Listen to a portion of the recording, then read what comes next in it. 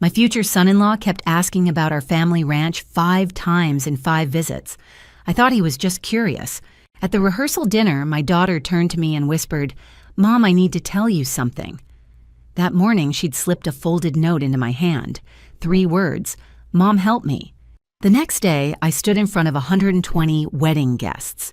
I had 2 choices: cancel the wedding quietly or expose him in front of everyone. I chose justice. Thanks for tuning in. If stories about courage, family protection, and justice resonate with you, please like and subscribe. It helps us bring you more compelling narratives like this one. Comment below with your thoughts or where you're watching from. Disclaimer: while characters and settings are fictional creations for storytelling purposes, the themes of elder abuse awareness and family protection are unfortunately very real. My future son-in-law asked about the property line again. I caught it in the way he paused mid-sentence coffee mug halfway to his lips, his eyes tracking past the kitchen window toward the tree line where our 185 acres ended. "Where exactly does your property stop, Carolyn?" His voice carried that easy casualness people use when they're trying to make a question sound like small talk. 5 times. 5 visits over 3 months, and every single time Blake found a way to ask about boundaries, where the land started, where it ended, what lay beyond that stand of pines. The first time I'd thought it was city boy curiosity. Denver natives don't always understand ranch life.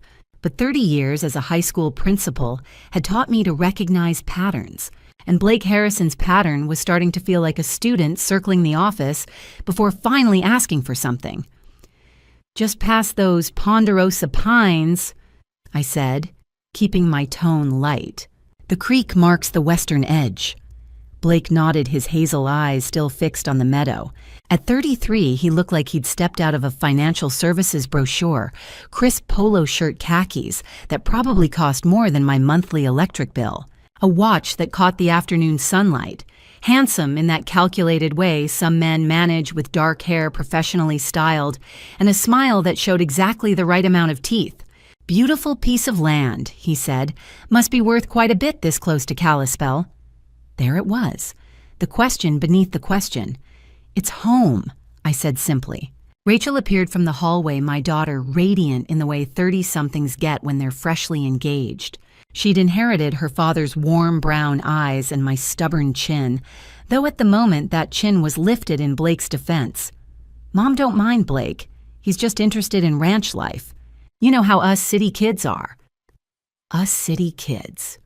Rachel had grown up on this land, but 6 years in Denver working as a graphic designer had apparently erased her Montana roots. I smiled at my daughter, swallowing the unease that had been building in my chest like thunderclouds over the Swan Range. Maybe I was being paranoid. Maybe Blake really was just curious. Maybe the loneliness of 3 years as a widow had made me suspicious of any man who showed interest in my only child. But Philip's voice echoed in my memory. My husband, gone 3 years now, taken by a heart attack while working on a client's foundation at 63. "Trust your gut, Carolyn," he used to say when I'd come home from the high school, frustrated by a student's odd behavior, especially about people. My gut was screaming now. "So wedding plans," Blake said, turning from the window with that practiced smile. "The caterer called. They need final numbers by Friday." We spent the next 20 minutes discussing seating charts and floral arrangements, Blake playing the role of attentive groom, while I played happy future mother-in-law. When they finally left Blake's Audi kicking up dust on the gravel drive, I stood at that same kitchen window staring at the tree line he'd been so interested in. The afternoon sun painted the Swan Range in shades of gold and purple. Somewhere in the meadow, a hawk called. This land had been Philip's dream, the place we'd built our lives. Now it felt like something Blake was measuring, calculating, pricing. I walked to Philip's old desk in the study, surrounded by blueprints from the construction business he'd spent 40 years building. My hands were steadier than I expected as I pulled out my phone. Andrea had been Philip's attorney, then mine after he died. If anyone could help me figure out whether I was a paranoid old woman or a mother protecting her daughter, it was Andrea. I found her number, my thumb hovering over the call button. If I was wrong, Rachel would never forgive me for doubting the man she loved. But if I was right, The phone rang once before I could change my mind. That evening, I sat at Philip's old desk, surrounded by blueprints he'd never finish and tools he'd never touch again. 3 years, and I still couldn't bring myself to clear this space. His reading glasses sat exactly where he'd left them, next to a coffee mug that said, "World's Best Builder." I'd been about to call Andrea when something made me pause. I needed to think this through, needed to remember how we'd gotten here. Blake had arrived in our lives on Thanksgiving 6 months ago. Rachel had called the week before, breathless with new love. "Mom, I'm bringing someone home. His name is Blake. I think you're going to love him."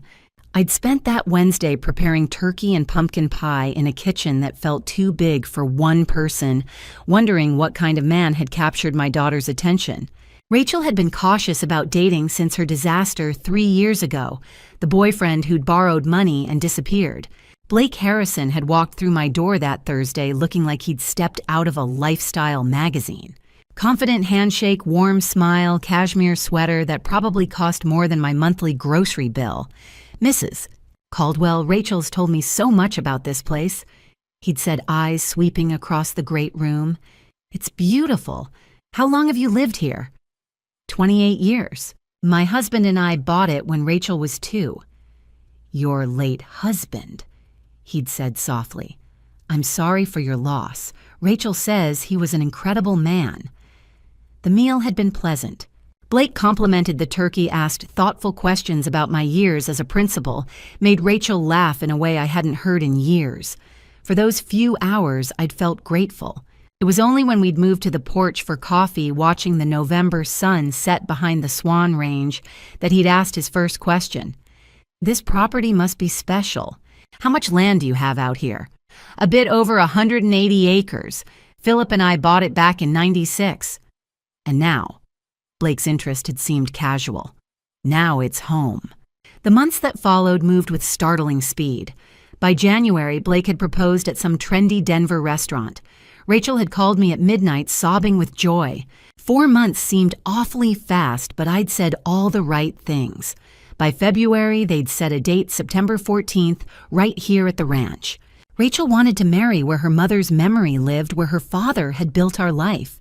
But with each visit, Blake made helping plan the wedding, joining us for Sunday dinners, the questions came.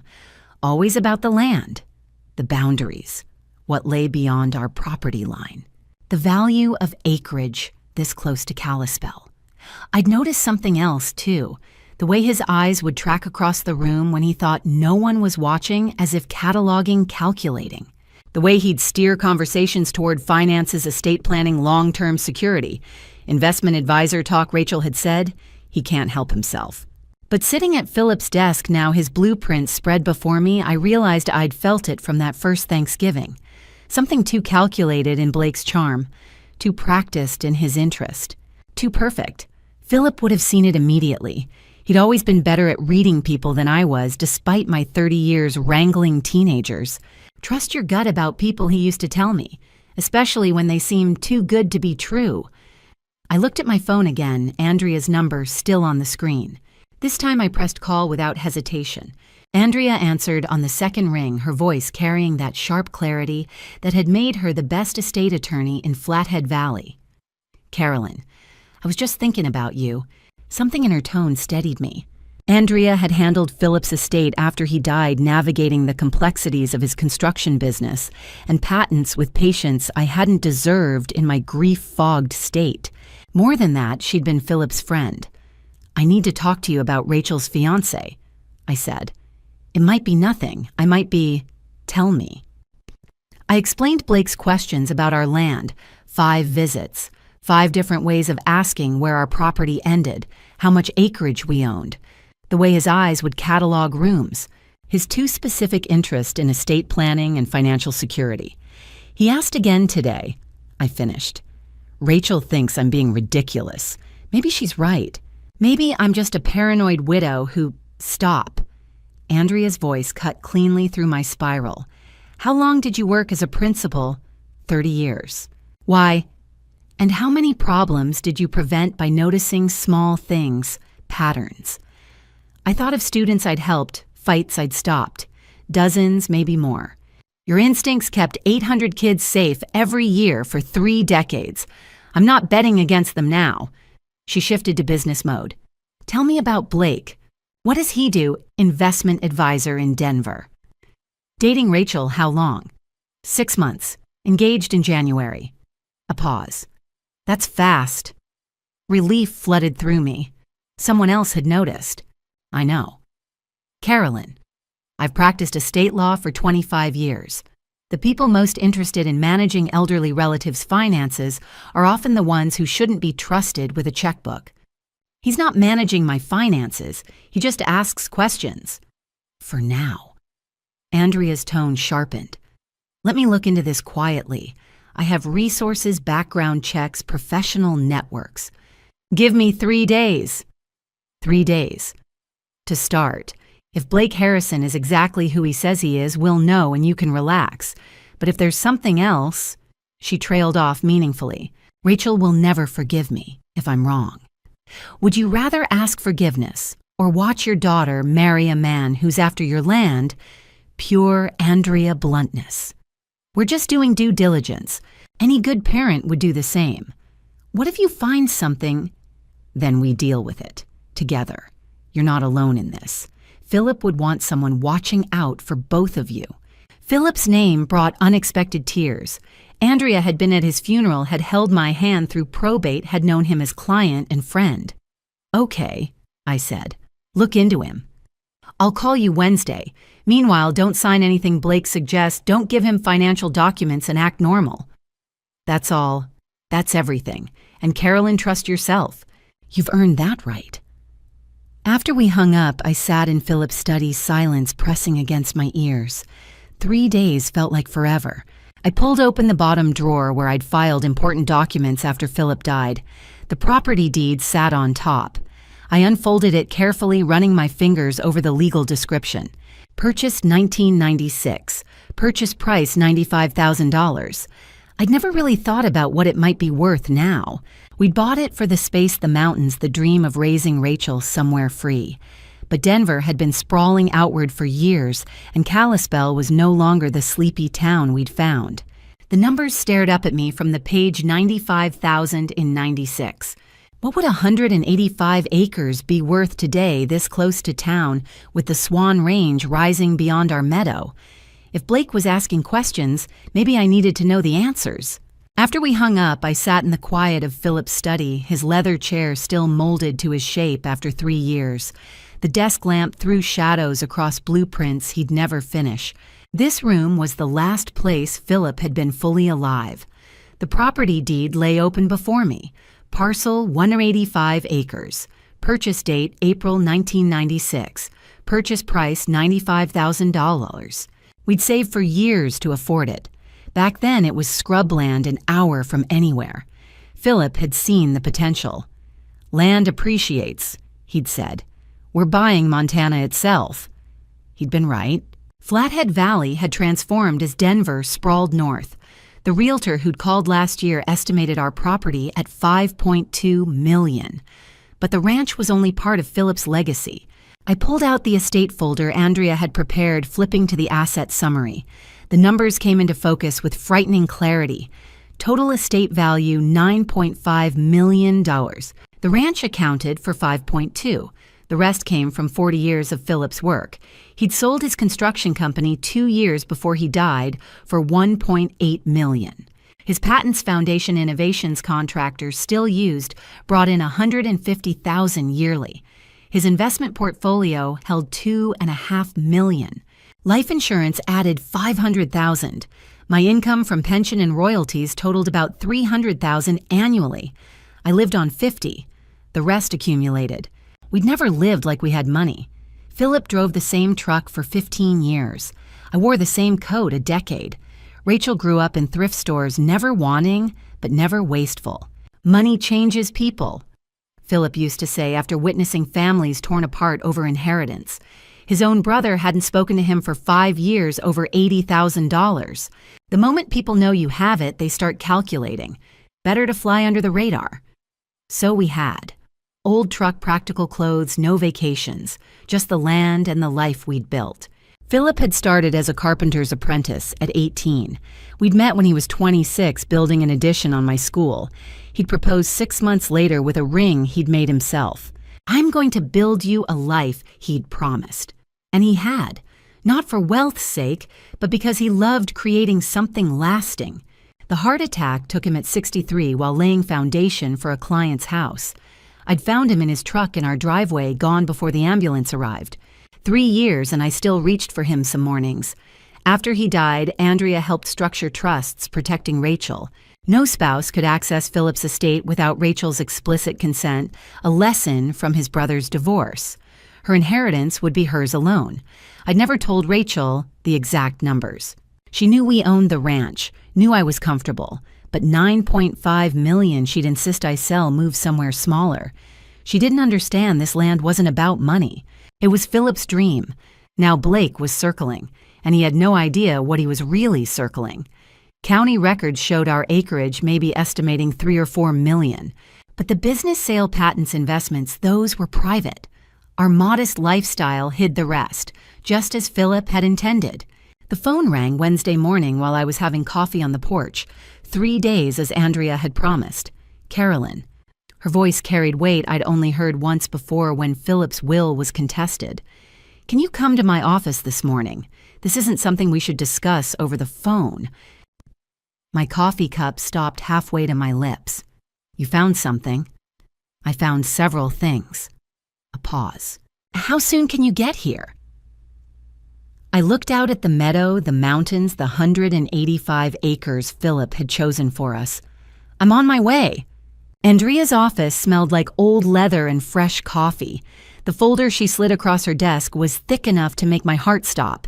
She'd closed the door, drawn the blinds, things she only did for sensitive cases. Her expression was the one that meant bad news. "Blake has done this before," she said without preamble. "Twice that I can confirm." The room tilted. I gripped the desk edge. Andrea opened the folder, revealing photographs clipped to documents. Jennifer Fletcher, 28, daughter of a tech CEO in Seattle. Blake dated her 5 months in 2022, got engaged that spring. She pushed a photo toward me, a young woman laughing at a restaurant, Blake's arm around her shoulders. Same charming smile he'd given Rachel. The engagement ended 2 weeks after Blake attended a family meeting about the Fletcher estate. Jennifer's mother had died the year before. Blake asked very specific questions about property transfers, inheritance structures. Andrea tapped the document. 2 weeks later, he disappeared. No explanation, no forwarding address. The family paid him $200,000 to go away quietly and sign an NDA. Easier than publicity or court battles. My hands shook. "You said twice." Andrea pulled another photograph. Nicole Bradford, 29, daughter of a real estate developer in Denver. Blake dated her 4 months in 2023, engaged in August. This woman had lighter hair, a softer smile, the same hopeful look Rachel got around Blake. Same pattern. Identical. Nicole's mother has advanced Alzheimer's. Her father was updating his estate plan. Blake proposed right before a family financial meeting. 3 weeks later, gone. The Bradford family paid $300,000. Andrea leaned forward. Nicole's father's attorney contacted me off the record when I started asking questions. He wanted to warn us. 2 women, 2 families. Same man, same smile. These families don't sue because they can't prove intent, Andrea continued. Blake never touched money directly. He just asked questions, attended meetings, gathered information, then left. Breaking an engagement isn't a crime. He's a professional. Yes. Andrea's voice softened. And Carolyn Jennifer's mother had died. Nicole's mother was incapacitated. Blake targets women whose mothers are gone or unavailable. Women without that maternal protection. Rachel lost Philip 3 years ago. Blake saw vulnerability. Both families had significant wealth, but modest lifestyles, Andrea said. Fletcher money was in company stock, not flashy cars. Bradford wealth in commercial properties, not personal luxury. Blake does his research, like Philip's choice to fly under the radar. County records show your 185 acres, Andrea continued, Blake could estimate several million. But he doesn't know about Phillips patents, the business sale, your actual worth. He thinks he's found a comfortable widow with valuable land. Rachel's been engaged 4 months, I said. These others lasted 4 to 5 months. You're near his typical endpoint, except there's a wedding planned. That gives him legal access to assets. This might be his biggest score. I thought of Rachel planning flowers, tasting cake, believing in love. What do? We need someone who can dig deeper. Track Blake beyond public records, find other victims, discover who he really is. Andrea pulled a business card from her desk. Marcus Webb, private investigator, former law enforcement. 15 years experience. He's expensive, but the best. Discreet, thorough, he finds things people don't want found. I didn't hesitate. Hire him. Carolyn, his retainer, is, I don't care what it costs. My voice came out hard. I need to know who my daughter is marrying. Everything. Can he start today? Andrea smiled slightly. I'll call him now. She reached for her phone, and I looked at the photographs of Jennifer and Nicole. 2 women who'd loved Blake Harrison. 2 families who'd paid him to disappear. Rachel wasn't going to be the third. Marcus arrived on a Tuesday morning in a sedan so unremarkable, I forgot the color the moment it pulled away from the house. That I realized was exactly the point. He was maybe mid-50s with the kind of stillness that came from years of watching people who didn't want to be watched. When he shook my hand, his grip was firm but not performative, the handshake of someone who'd spent decades in law enforcement and had nothing left to prove. Mrs. Caldwell, he said. His voice was Montana flat, no flourishes. Andrea spoke highly of you. She spoke highly of you too, I replied, leading him inside, though she mostly emphasized the word thorough. A faint smile. That's accurate. We started in the kitchen where Blake had stood 5 times asking about property lines. Marcus moved through the space like he was reading it. Sight lines, traffic patterns, places someone might linger if they were trying to seem casual. This is where most of your conversations happen, he asked. Yes, coffee, breakfast, dinners when Rachel's here. I gestured toward the window. He always stood right there, looking out at the land. Marcus nodded, pulled a small black case from his jacket. I'm going to install 3 cameras. Kitchen, living room, front entry. They're motion-activated, encrypted, and completely legal under Montana law. Andrea already confirmed it with a judge. I watched as he worked. The camera in the kitchen went behind a mason jar on the top shelf, the lens no bigger than a shirt button. In the living room, it disappeared into the bookshelf between 2 of Philip's old carpentry manuals. The one by the front door hid inside a smoke detector. You won't see them, Marcus said, but they'll see everything. What exactly are we looking for? I asked. Behavioral patterns. Who he talks to when you're not around. What he does when he thinks no one's watching. He closed the case, met my eyes. People show you who they are when they think they're alone. That's when the mask slips. I thought of Blake's charm, his 2 perfect answers, the way he always seemed to know exactly what to say. How long will this take? 48 hours for preliminary findings. After that, I'll need to dig deeper into his background, financial records, employment history, previous addresses. He paused. Andrea mentioned 2 prior cases. That's a pattern. Patterns have sources, and sources have names, I said quietly. Exactly. We walked the property after that. Marcus asked about fencing, access, roads, neighbors. He took notes in a small leather notebook, the kind Philip used to carry in his shirt pocket when he was planning a build. The similarity made my chest tighten. You're protecting your daughter, Marcus said as we stood near the barn. The Swan Range rose behind us, snow caps bright against the August sky. That's not paranoia, that's good parenting. Everyone keeps telling me that, I said, but it doesn't make it easier. It's not supposed to be easy. He tucked the notebook away, but it's supposed to be done. The cost was steep. Andrea hadn't lied about that. But I'd spent 30 years protecting 800 kids a year. I wasn't about to stop now for the one who mattered most. When do we start? I asked. We already have, Marcus said. Cameras go live tonight. I'll monitor remotely, flag anything that stands out. He handed me a card with a single phone number. You see something, you call. Day or night? I slipped the card into my pocket. 48 hours.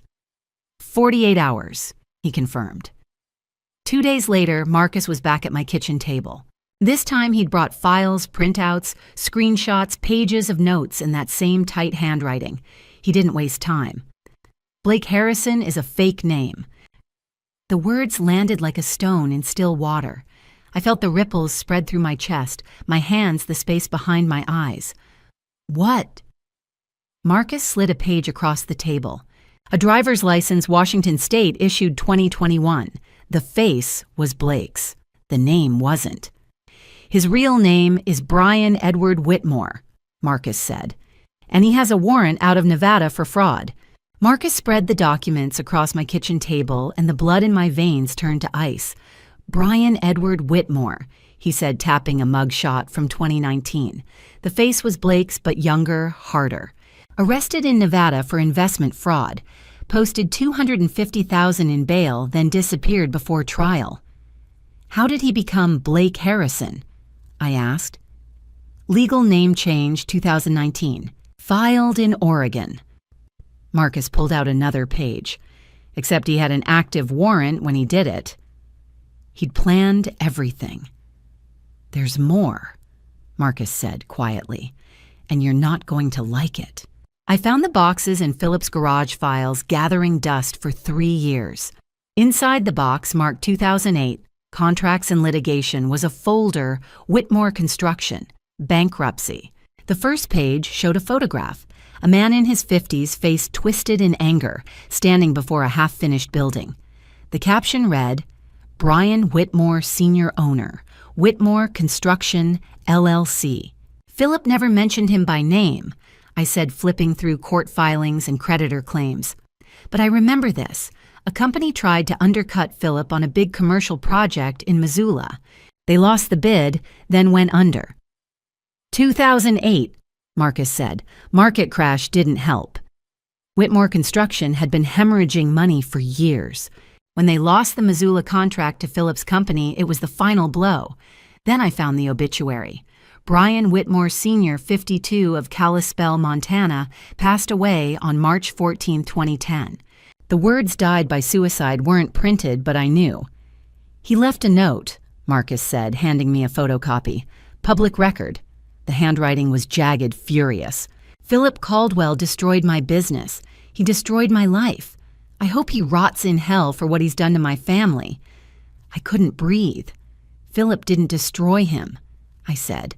He just won a contract. That's business. I know, Marcus said gently, but grief doesn't care about fairness. And a 17-year-old kid losing his father. That kind of anger doesn't just go away. 17. Marcus showed me a high school yearbook page, 2009. Brian E. Whitmore Sr. The face was Blake's. Younger, thinner, unmistakable. He watched his father fall apart, then die, Marcus said, and he blamed Philip. Even after your husband passed, the anger stayed. It just found a new target. Rachel. I thought of Thanksgiving, of Blake asking about the land, the business, the things Philip had built. I thought he was curious. He'd been cataloging. He's not after the money, I said. No. Marcus closed the file. He's after revenge. He wants to destroy what Philip built, the legacy, the land, the family. And he's willing to use Rachel to do it. The room felt smaller. I thought of Rachel's smile, her excitement about the wedding, the way she'd defended Blake when I'd raised concerns. She had no idea she was a weapon. What do we do? I asked. We stop him, but we have to be smart. If he knows we're onto him, he'll disappear just like Nevada. And Rachel will never believe us without proof. Then we get proof. We already have some. Marcus tapped the files, but we need more. We need to catch him in the act. The cameras, I said. The cameras are a start. Marcus stood. But Carolyn, you need to understand something. Brian Whitmore spent 14 years planning this. He's not going to stop because we ask nicely. I looked at the photo of Whitmore Sr. at the rage in his eyes and thought of his son carrying that rage for more than a decade. He's not just targeting my money, I said. He wants to ruin everything Philip stood for, and he's willing to destroy Rachel to do it. Yes, Marcus said, which is why we can't let him. My phone rang at 8 o'clock that night just as I was trying to process everything Marcus had revealed. When Dr. Bennett's name appeared on the screen, my stomach twisted. Doctors didn't call after hours unless something was wrong. Carolyn, she sounded careful. I'm calling as your physician, but also as someone who... I need to tell you something. It's about Blake. I sank into Philip's chair. What about him? He came to see me Monday, August 5th. She paused. He said he was concerned about you. Monday was the day before Marcus arrived, before I'd even confirmed Blake's real identity. Concerned about what? He said you'd been forgetting things, repeating yourself, getting confused. Her voice hardened. Carolyn, I've been your doctor for 8 years. You don't have memory problems. So why would he say I did? That's what worried me. Papers rustled. He asked very specific questions. What are the early signs of dementia? What medications affect judgment? How do you determine if someone is mentally incompetent? The room tilted. He asked about sedatives, she continued. Benzodiazepines, Ambien specifically. Dosages, side effects, how long they stay in someone's system. She exhaled. Carolyn, he wasn't asking as a concerned family member. He was researching. I thought of Blake in my kitchen offering to make coffee, pouring tea, always so helpful. You think he was planning to drug me, I said. I think he was planning to make you look incompetent. Laura's voice shook.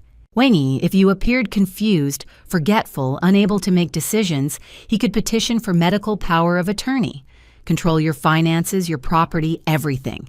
Could he do that? With the right documentation and a compliant doctor. Yes, I've seen it before. She paused. My mother was a victim of elder abuse, financial and medical. It's why I went into family practice, and it's why I'm calling you now. I closed my eyes, seeing Blake smile, his charm, the way he'd inserted himself into our lives. What do I do? First, don't sign anything he gives you. No medical power of attorney, nothing. If he pushes, tell him you want your lawyer present. I have a lawyer. Good. Second, be careful about food and drink when he's around. Don't leave drinks unattended. If something tastes off, don't finish it. I thought of the coffee I'd poured out last week because it had tasted bitter. I'd blame the beans. Ambien is tasteless in hot liquids, Laura said. 20 milligrams would make you drowsy, confused, unsteady. If someone documented that repeatedly, especially on video... The cameras.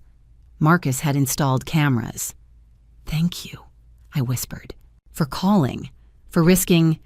You protected kids for 30 years, Laura interrupted.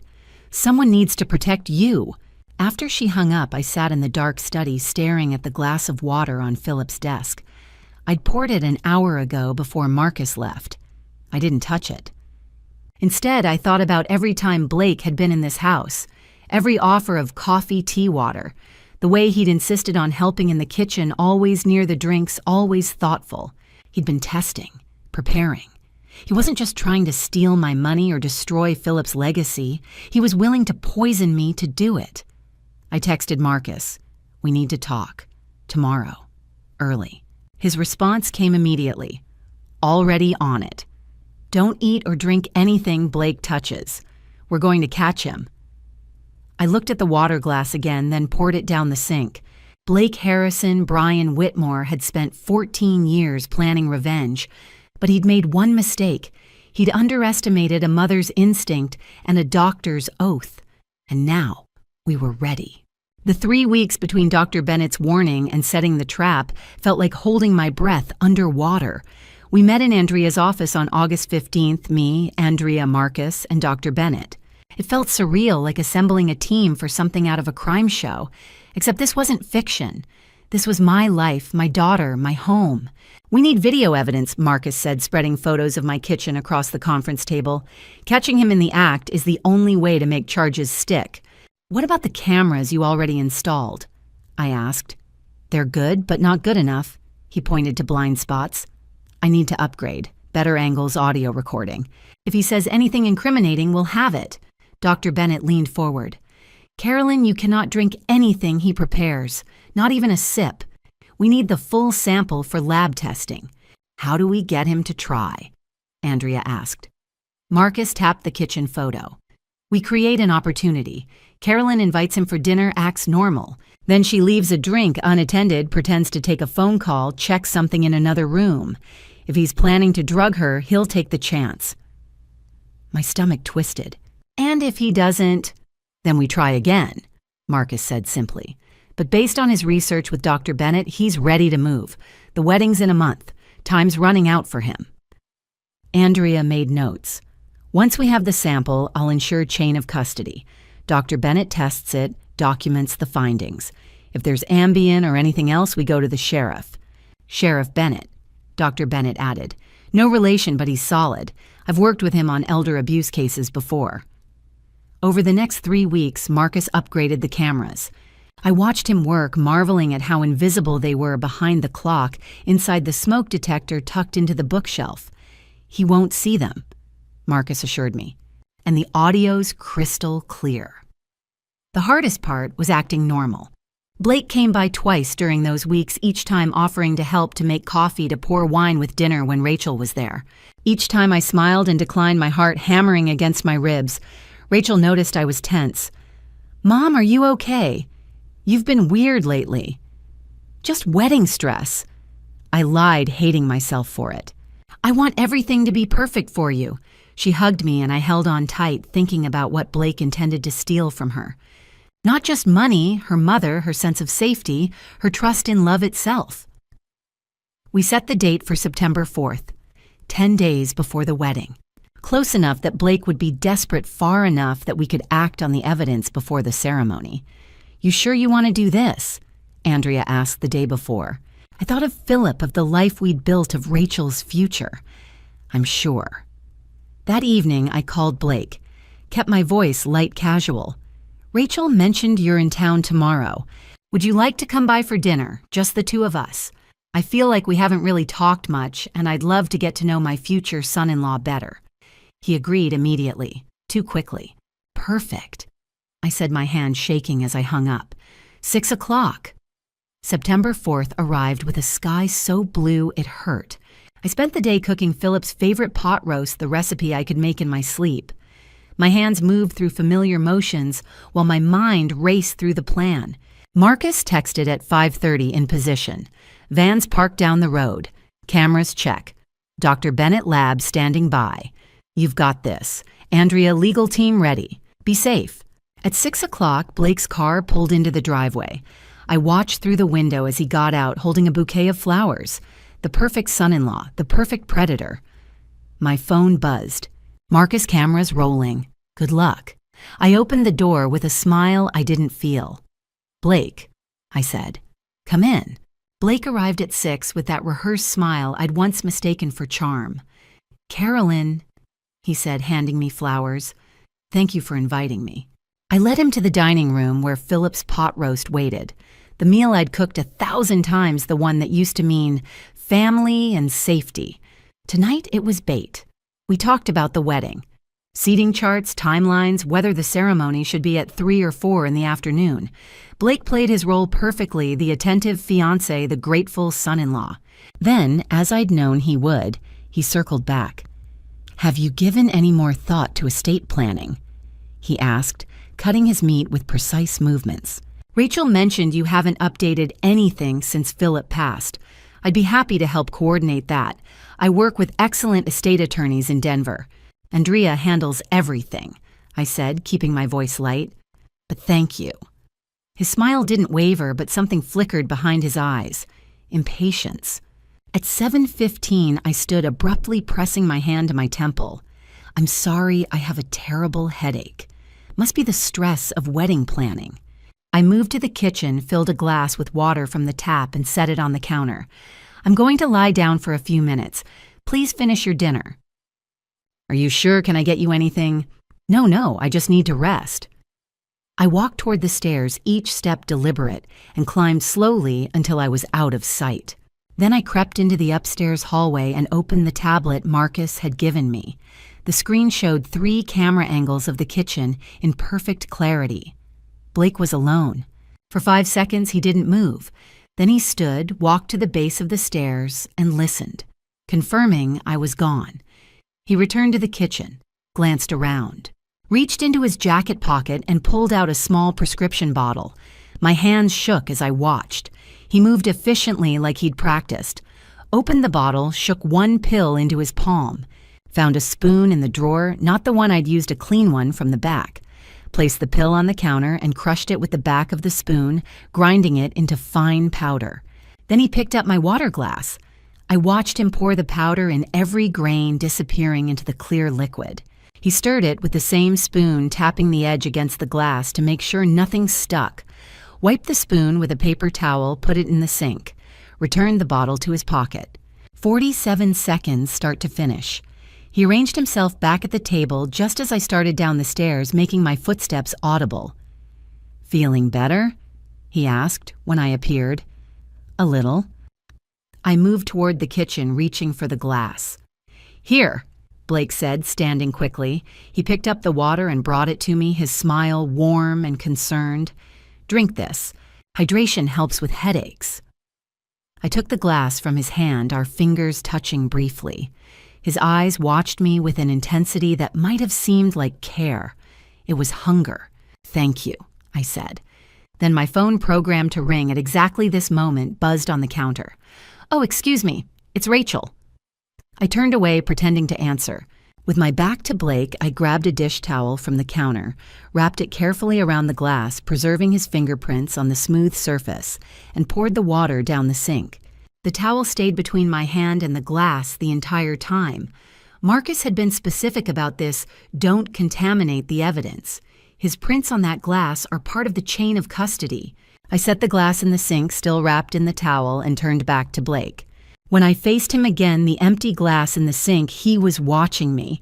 For just a second less than a heartbeat, his expression went cold, flat, the mask slipping.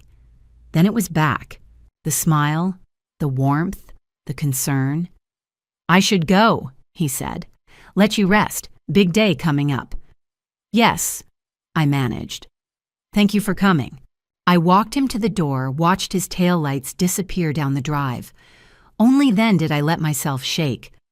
Marcus was inside 30 seconds later, gloves on evidence bags ready. He collected the glass from the sink, the spoon, even the paper towel Blake had used. Every surface Blake had touched. "We got it," Marcus said quietly, holding up his phone. The video played in perfect clarity. Blake crushing the pill, pouring the powder, stirring my water. All of it. I couldn't speak, could only nod. The next morning, Dr. Bennett called with the lab results. "Zolpidem," she said, her voice tight. "Trade name Ambien, 20 milligrams, double the standard dose." She paused. "Carolyn, in someone your age, this could cause severe confusion, loss of coordination, even unconsciousness. If you'd been alone, if something had happened—" She didn't finish. She didn't have to. "But we have proof," I said. "Yes," Dr. Bennett confirmed. "Undeniable, documented proof. He tried to poison you." I looked out the window at the land Philip had loved, the legacy Blake had tried to destroy. "Now," I said, "we stop him." The final week before the wedding felt like acting in a play where only I knew the real script. We met in Andrea's office on September 9th, me, Andrea, Marcus, Dr. Bennett, and Sheriff Thomas Bennett. The video played on the conference room screen one more time. Blake crushing the pill, Blake stirring poison into my water, Blake smiling as he handed me the glass. "We have enough to arrest him now," Sheriff Bennett said. "Attempted poisoning fraud, the Nevada warrant. I can pick him up tonight." "No," I said. Everyone turned to look at me. "We expose him at the wedding." "Carolyn," Andrea started. "Hear me out." I leaned forward.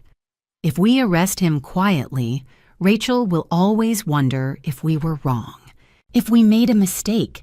She'll defend him, maybe even blame me." My voice steadied. "But if it happens publicly with witnesses, if she sees the evidence herself, she'll know the truth. And Blake won't be able to disappear this time. Marcus nodded slowly.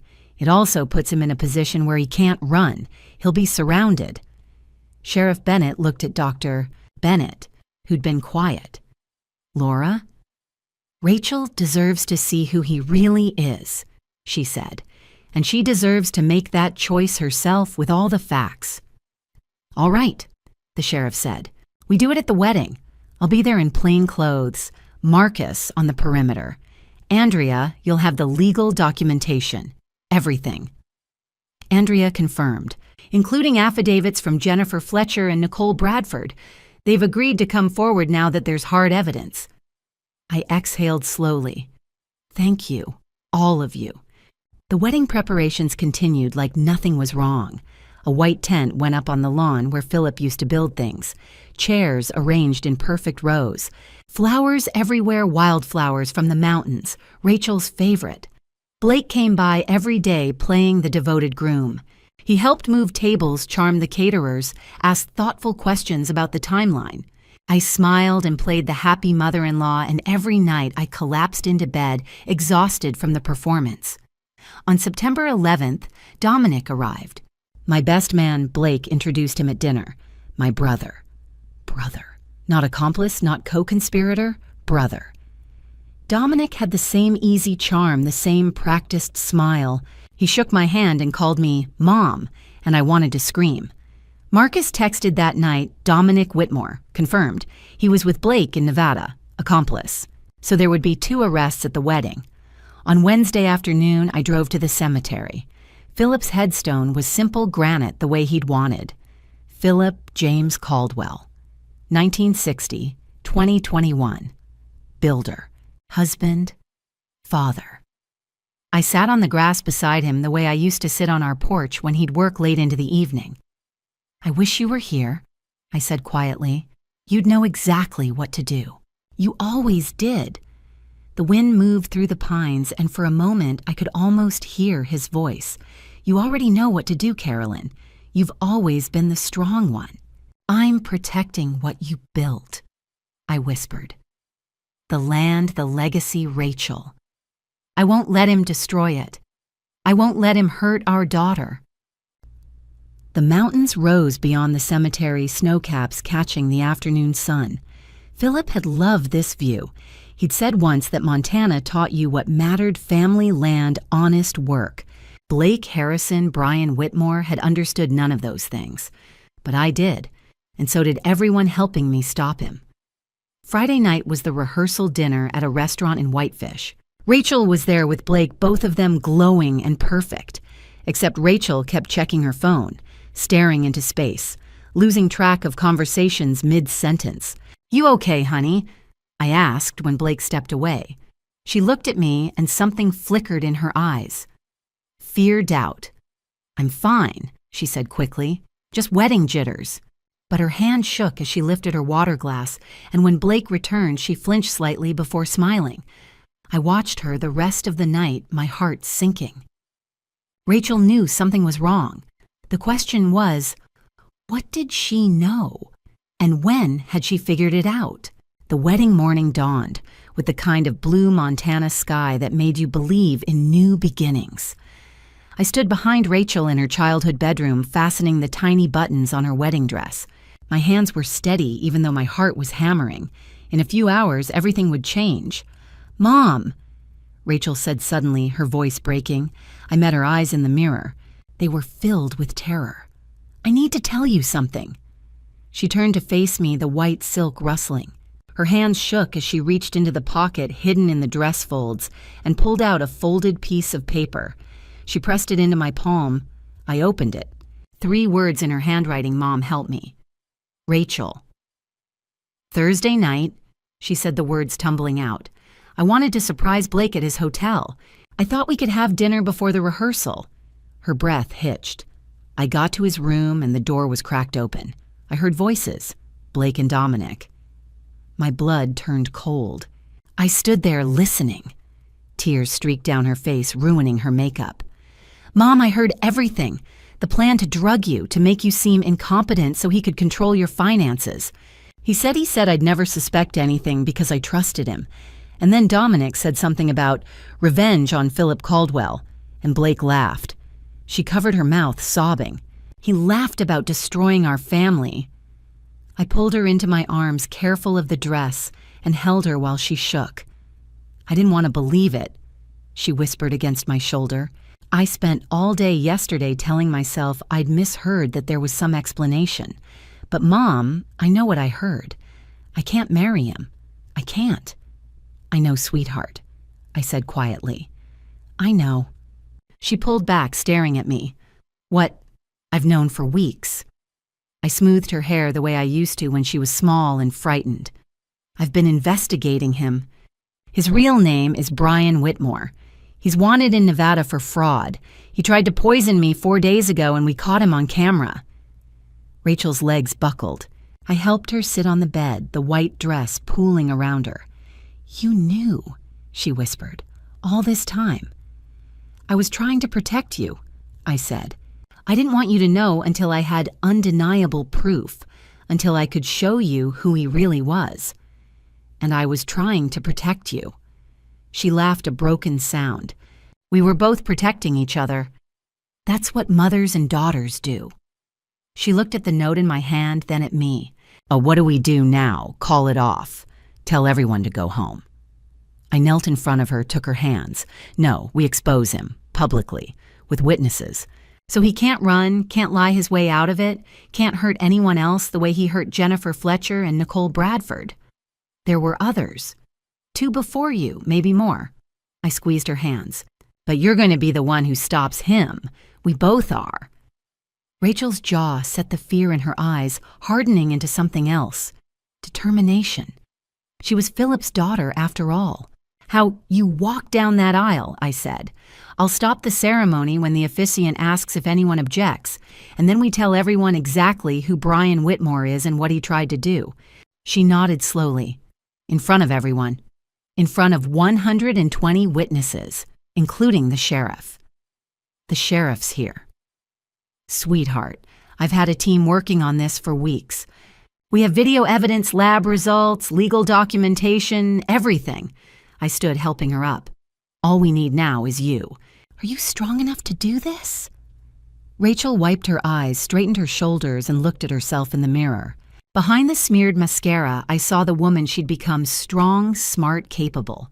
She'd figured it out herself 2 days ago, and she'd carried that terrible knowledge alone because she thought she was protecting me, just like I'd carried it alone to protect her. I'm ready, she said.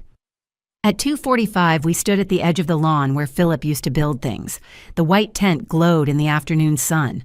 120 guests sat in neat rows, murmuring and smiling.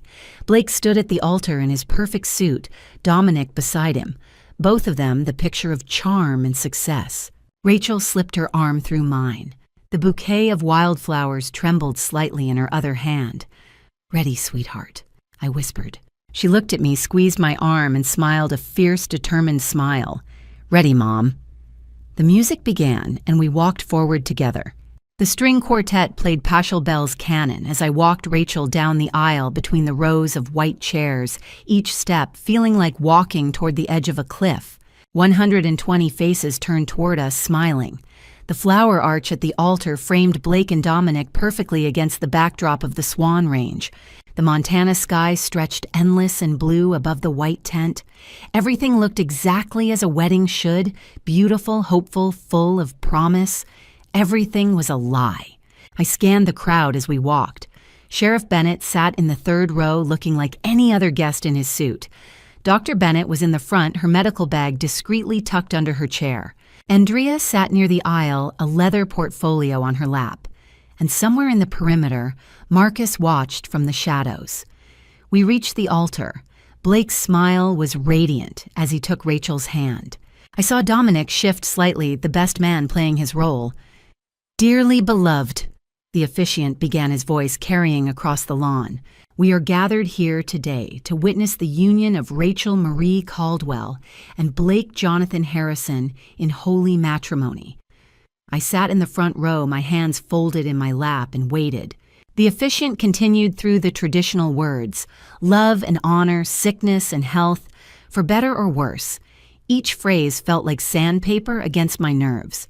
Then finally, if anyone here knows of any lawful reason why these two should not be joined in marriage, speak now or forever.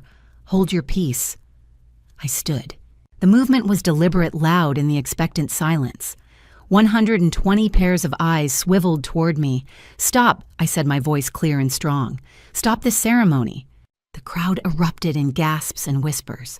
Blake's smile faltered for just a second before reassembling itself. Carolyn, he said, his voice concerned and gentle. What are you, Rachel? I said, cutting him off. I turned to my daughter, who stood frozen at the altar, her bouquet trembling. Tell them what you heard. Rachel looked at me, then at Blake, then slowly turned to face the crowd. Her wedding dress rustled in the afternoon breeze. Thursday night, she said, her voice shaking but clear. I went to Blake's hotel to surprise him. I heard him talking to Dominic through the door. Rachel, Blake started. I heard everything. She spoke louder now, her voice gaining strength. They were talking about drugging my mother, about making her seem incompetent so Blake could get power of attorney over her finances. The crowd's murmurs grew louder. I saw people leaning forward, some standing to hear better. He called her the old woman. Rachel continued, tears streaming down her face, but her voice steady. He said I was so stupid for not seeing what he was doing. He said once he had the power of attorney paperwork signed, it would be easy to... Rachel, sweetheart, you're panicking. Blake moved toward her, his voice dripping with concern. This is wedding anxiety. You're stressed. You misheard. I didn't mishear anything. Rachel stepped back from him. I heard you laughing about it. I heard you and Dominic planning to destroy my family for revenge against my father. Blake's mask cracked. For just a second, I saw the cold calculation beneath the charm. Then he turned to the crowd, hands spread in a gesture of helpless concern. I'm so sorry everyone is witnessing this, he said, his voice breaking perfectly. Rachel has been under so much stress planning the wedding. She hasn't been sleeping well. Sometimes anxiety can make us imagine things that aren't. Dr. Bennett, I called out, cutting through his performance. Dr. Laura Bennett stood from her seat in the front row. Every eye in the crowd shifted to her. Blake's face went pale. Yes, Carolyn, she said calmly. The trap was closing. You've stayed with Carolyn through weeks of investigation, a poisoning attempt, and now this wedding day confrontation. If you're still here, I want to hear from you. Comment below. Did you see the red flags from the beginning? Or did Brian almost fool you? Quick note before we go further, what comes next is a fictionalized courtroom-style showdown based on real elder abuse tactics. Some viewers find it intense. If that's not for you, this is a natural pause point. But if you want to see every piece of evidence laid out and justice finally served, stay right here. Dr. Bennett's voice cut through the murmurs like a scalpel. I'm Dr. Laura Bennett, she said, addressing the crowd with the calm authority of someone who delivered difficult news 1,000 times. I've been Carolyn's primary care physician for 8 years, and I need to set the record straight. She turned to face Blake directly. Carolyn Caldwell is completely lucid. She's sharper than people half her age. She manages a complex estate, maintains this property, and has never shown any signs of cognitive decline. Her voice hardened.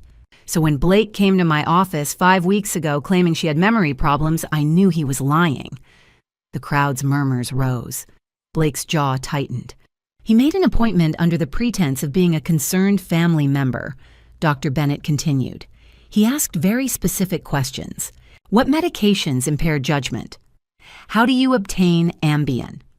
What's the legal process for establishing conservatorship over someone deemed mentally incompetent? I was just concerned for her, Blake started. Those aren't the questions of a concerned family member. Dr. Bennett cut him off. Those are the questions of someone researching how to incapacitate an elderly woman and take control of her assets. The words hung in the air like a verdict. I saw people in the crowd exchanging shocked glances, hands covering mouths. I stood. Blake Harrison isn't his real name, I said, my voice carrying across the lawn. 120 faces turned toward me. His real name is Brian Edward Whitmore. He's wanted in Nevada for investment fraud. He jumped bail 5 years ago and has been operating under false identities ever since." Blake's face had gone white. Dominic, standing beside him, looked like he wanted to run. His father owned Whitmore Construction. I continued. "In 2008, his company competed with my husband Philip's for a major commercial project in Missoula. Philip won the bid. Whitmore Construction couldn't recover from the loss. They declared bankruptcy." I paused, letting the crowd absorb it. Brian's father died by suicide in 2010. He left a note blaming Philip for destroying his business and his life. Brian was 17 years old when his father died. I saw understanding dawn on faces in the crowd. This wasn't just fraud. It was revenge. "Brian has been planning this for 14 years, I said. "He changed his name legally in 2019. He's done this twice before. Targeted women from wealthy families, gotten engaged, then disappeared after their families paid him to go away quietly." "That's not," Blake tried. "Jennifer Fletcher in Seattle, Nicole Bradford in Denver." I named them clearly, loudly. Both daughters of wealthy men. Both lost their mothers or had mothers who were incapacitated. Just like Rachel lost her father 3 years ago. Rachel stood beside me now, her hand finding mine. 2 weeks ago, I said. Brian invited himself to dinner at my home. When I left the room, he put 20 milligrams of Ambien into my water. We have video of him crushing the pill, stirring it into the glass, and then encouraging me to drink it. The crowd erupted. Gasps, exclamations, people standing to see better. 20 milligrams is double the standard dose. I continued over the noise. For someone my age, it could cause severe confusion, loss of consciousness, even hospitalization. If I had drunk it, if I had been alone, he could have documented my incompetence and petitioned for medical power of attorney. "This is insane," Blake said, but his voice had lost its confidence. He looked at the crowd, trying to find sympathetic faces. "She's making this up. She never wanted Rachel to marry me. This is Andrea," I called. Andrea stood from her seat near the front, holding the leather portfolio. She walked to the center aisle where everyone could see her. "I'm Andrea, Mrs. Caldwell's estate attorney," she said. "I have documentation of everything she just described." She opened the portfolio. Video footage of the drugging incident. Laboratory results confirming zolpidem Ambien in the water sample. Medical affidavits from Dr. Bennett.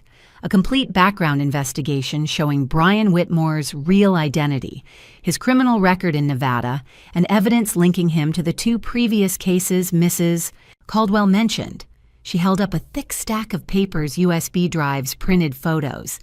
"This isn't a family dispute," Andrea said. "This is attempted elder abuse, fraud, and conspiracy. And we have 120 witnesses here today who've heard the truth." Blake's mask finally shattered.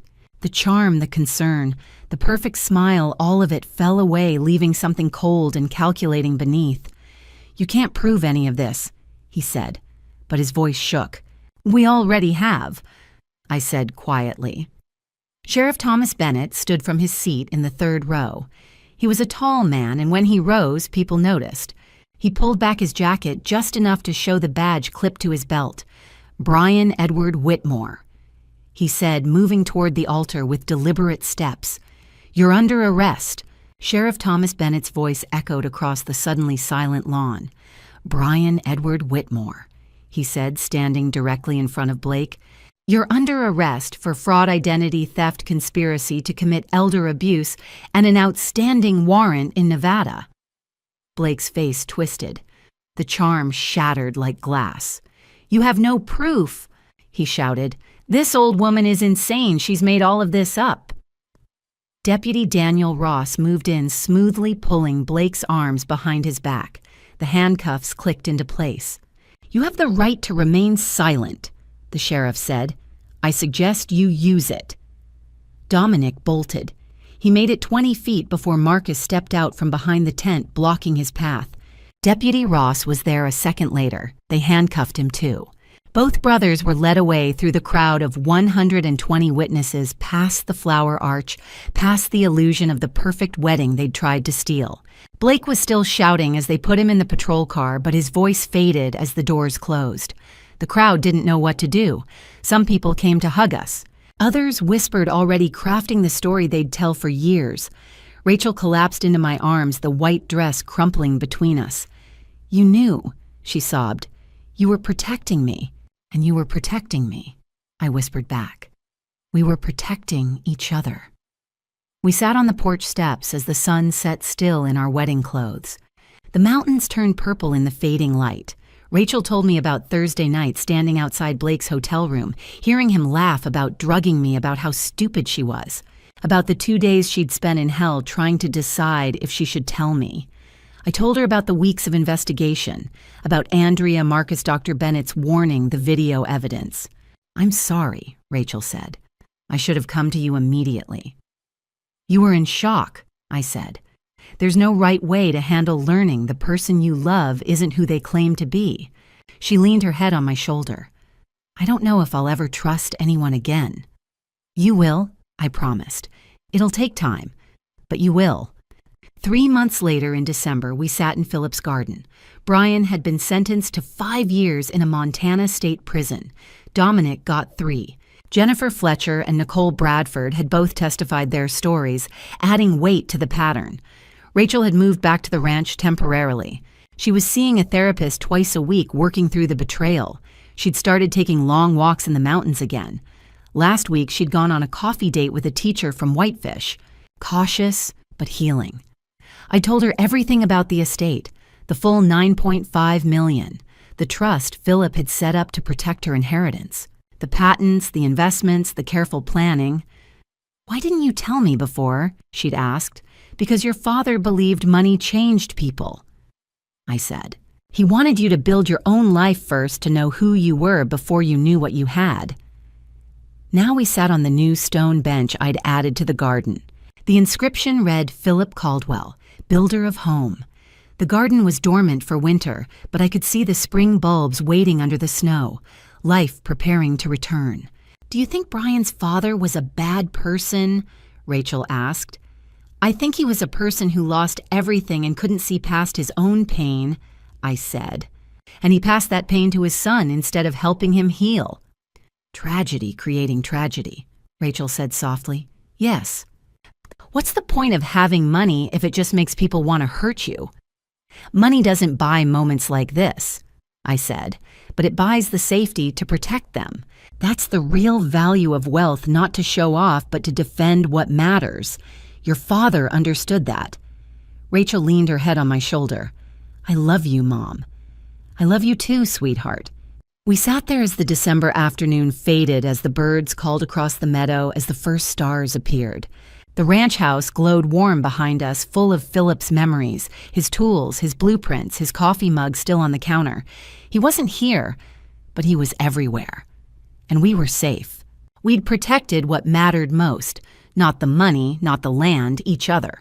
Looking back now, I see how close we came to losing everything, not just the money or the land, but each other. If I could go back and speak to that version of myself, standing in the kitchen counting Blake's questions about property lines, I'd say this: don't be like me and wait until you have proof to trust your instincts. I spent weeks gathering evidence when my gut knew the truth from day one. God gave us intuition for a reason, to protect the people we love before the danger becomes undeniable. The lesson I learned, the one I pray stays with you, is this: wealth isn't about the numbers in your account. It's about having the resources to defend your family when predators come calling. Philip understood that. He built our life quietly, not to impress neighbors, but to create a fortress of safety. Thank God he had the wisdom to set up those trusts, to think ahead, to protect Rachel, even after he was gone. These family drama stories aren't just entertainment, they're warnings. Grandma stories like mine happen every day. Elderly women targeted families, manipulated legacies, stolen. The pattern Blake followed is textbook elder abuse. If you're watching family drama stories like this one and thinking of your own vulnerable loved one, don't wait like I did. Grandma stories teach us that age doesn't make us weak, it makes us targets, unless we're prepared. Family drama stories show us that love without boundaries invites exploitation. Grandma stories remind us to ask hard questions, verify identities, and protect assets legally before it's too late. Thank God Rachel found her courage to tell me what she'd heard. Thank God we had each other. If this story helped you recognize red flags or inspired you to protect someone you love, please share it. Subscribe for more true life lessons wrapped in storytelling. Final note. This content contains dramatized storytelling elements for educational purposes. Some details are fictionalized, but the core lessons about recognizing financial and emotional abuse are real.